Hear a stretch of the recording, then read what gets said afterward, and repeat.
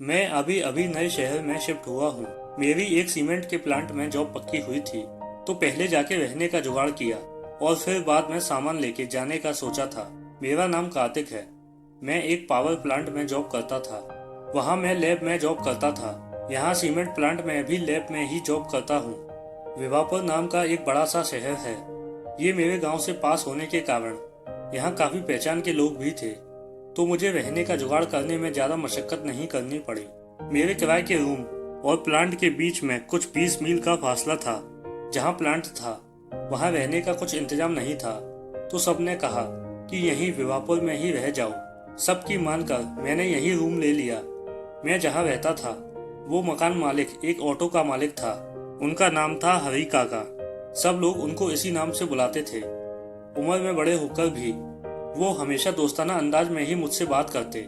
मुझसे उनका लगाव बेटे जैसा था। रोज मुझे खाना खाया क्या ये जरूर पूछते और बातें चालू करते। वो हमेशा देर रात तक ऑटो चलाते थे और सुबह भी जल्दी उठकर काम पे चले जाते थे। उनका घर इसी एक ऑटो की कमाई पे चलता था। मेरे अलावा एक और किराएदार था। जैसे तैसे उनका गुजारा इन सब पैसों से हो जाता था, इसलिए वो देर रात तक ऑटो चलाकर कुछ ज्यादा पैसे कमाना चाहते थे। लेकिन उनको क्या पता था कि उनका ये काम एक दिन उनकी जान पे बन आएगा। मुझे हरी काका के यहाँ रहने आए कुछ 6 महीने हो गए थे। मेरा प्लांट का काम भी ठीक चल रहा था। मैं जहाँ रहता था उसके पास एक हाईवे जाती थी।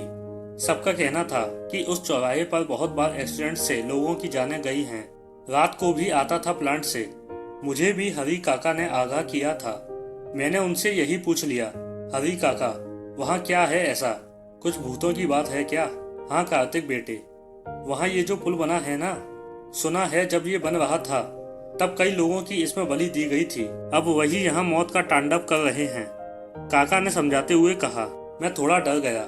मुझे सहमा सा देख काका बोले, अरे डरो नहीं बेटा, यहाँ घर में कोई टेंशन लेने की जरूरत नहीं है।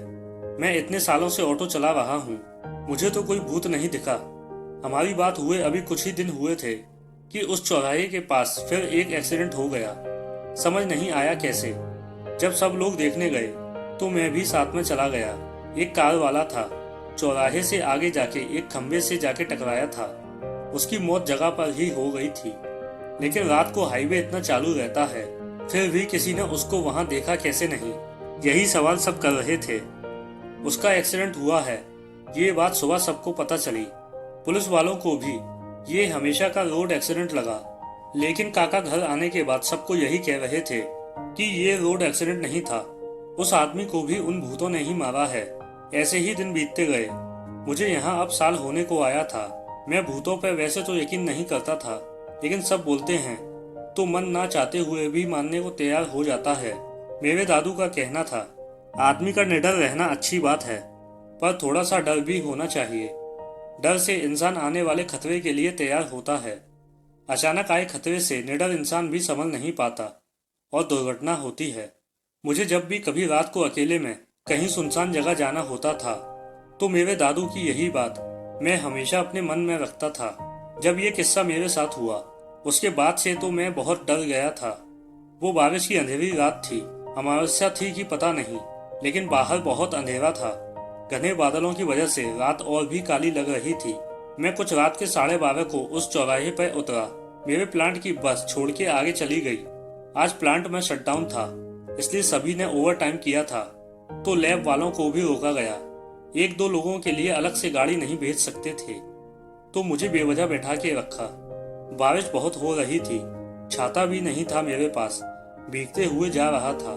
घर उस चौराहे से कुछ 20 मिनट की दूरी पर था। मैं बिना पीछे देखे जल्दी घर जाने के लिए चल रहा था। चौराहा पीछे रह गया, लेकिन ऐसा लगा कि चौराहे से मेरे पीछे कोई चल रहा है। पीछे मुड़ने की मेरी इच्छा थी, पर मुड़ ही नहीं पाया। बस चल रहा था मैं। ऐसे लग रहा था कि अभी घर आ जाएगा, लेकिन मैं पहुंच नहीं पा रहा था। घर सामने दिख रहा था, लेकिन क्या हो गया था मुझे? मैं घूम ही रहा था। मुझे समझ आ रहा था कि कुछ तो हुआ है मुझे, लेकिन इसमें से मैं बाहर निकल नहीं पा रहा था। मेरे पीछे से कोई मुझे धकेल रहा था। मैं डर जाऊंगा पीछे देख के, इसलिए मुड़ के देखने की हिम्मत नहीं थी मुझ में। अब मैं थक चुका था, चल नहीं पा रहा था। अब वो मुझे खींच के लेके जा रहा था। मैं खुद को उससे छुड़ा नहीं पा रहा था। कि अचानक एक ट्रॉली वाला मेरे पास से हॉर्न मारते हुए गया। लगा मैं जैसे सपने से जाग गया। बारिश भी रुक गई थी और मैं एक जगह रुक गया। अब मेरे आसपास कोई आहट नहीं थी। घड़ी देखी तो सुबह के 4 बज रहे थे। मैं अब और नहीं चलना चाहता था। वहीं बैठ गया, सुबह का इंतजार करने लगा। जैसे ही थोड़ा उजाला हुआ, देखा मेरा घर सामने ही था। पता नहीं मैं कहाँ घूम रहा था और मेरे पीछे कौन पड़ा था। रूम पे जाने के बाद मैं सीधा अंदर जाके कपड़े बदलकर सो गया। डर की वजह से मुझे बुखार आ गया था। हरी काका रूम में आए, खैरियत पूछी। उनको मैंने सब बता दिया। उन्होंने समझाया कि शायद कोई प्रेत आत्मा पीछे पड़ी होगी। उन्होंने आगे कहा कि मैंने ऐसा भी सुना है कि ये आत्मा पीछा करके थका देती हैं। बाद में अगर कोई पीछे मुड़ के देखे तो उसको अपने वश में कर लेती हैं, फिर वो उस पर हावी हो जाती हैं। मैंने कहा, हरी काका मैं आखिर तक पीछे नहीं मुड़ा, लेकिन अब मुझे बहुत डर लग रहा है। हरी काका बोले, जो होना था वो बीत चुका, अब डरो नहीं, कुछ नहीं होगा। शाम को मेरी तबीयत ज्यादा खराब हुई तो मैं अपने घर चला गया दोस्तों के साथ। वही मेरा इलाज चलता रहा। कुछ एक हफ्ते बाद मैं वापस रूम पे आया। वहां का नजारा देख के मेरे तो होश ही उड़ गए।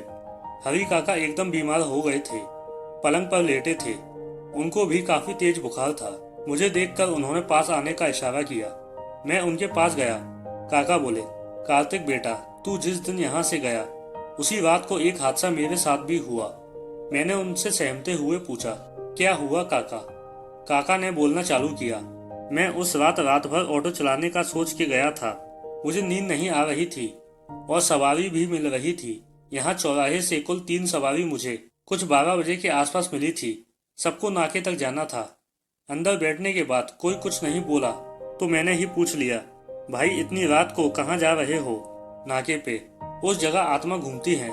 मेरे किराएदार को भी डराया था उन्होंने। इतना बोलने के बाद उनमें से एक बोला, तू अपना काम कर, तुझे भूतों से डर नहीं लगता क्या? काका बोले, लगता है ना भाई, लेकिन इस पेट के लिए रात को काम करता हूँ। नाका आ गया था, मैंने ऑटो रोका। एक ही सवारी उतरी, उसने पैसे दिए, लेकिन जैसे वो चलने लगा मेरे तो होश ही उड़ गए कार्तिक बेटा। उसके पैर पीछे की तरफ थे। मैं पसीने से तर हो गया था।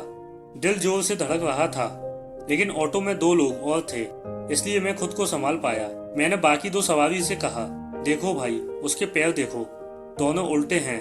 वो क्या था? तुम्हारे साथ बैठा था, कोई भूत था क्या? इतने में दोनों सवारी जोर से हंसने लगी।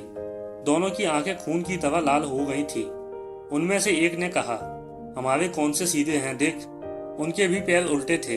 बस इतना ही याद है मुझे, आगे क्या हुआ पता नहीं। घर वाले कहते हैं कि मैं वहां बेहोश था। ऑटो में लोग मुझे घर लाए। मैं सुन्न सा रह गया। ये सब हमारे साथ ऐसे कैसे हुआ समझ नहीं पाया। मैं रूम में गया और प्लांट जाने की तैयारी करने लगा। आज भी मुझे रात होने वाली थी। डर तो था, लेकिन काम था तो करना ही था। मैं काका को मिलके चला गया। उस दिन के बाद से काका कभी ठीक नहीं हुए। बुखार कम ही नहीं हुआ उनका डर से। वो अंदर से टूट गए थे। कुछ दिनों में खाना पीना भी बंद हो गया उनका। और एक दिन जब मैं प्लांट से वापस आया तो काका हम सबको छोड़कर चले गए थे। घर वाले रो रहे थे। उसी दिन एक मांत्रिक को बुला के घर में शांति के लिए हवन भी हुआ। मुझे भी कुछ सहज नहीं लगा तो मैंने वो घर बदल दिया। लेकिन मेरे साथ जो हुआ वो क्या था, इसका जवाब किसी के पास नहीं था। उन प्रेत आत्माओं ने काका की जान ले ली थी। मैं बच गया था। भगवान का शुक्रिया करता हूँ रोज और अपने काम पर चला जाता हूँ।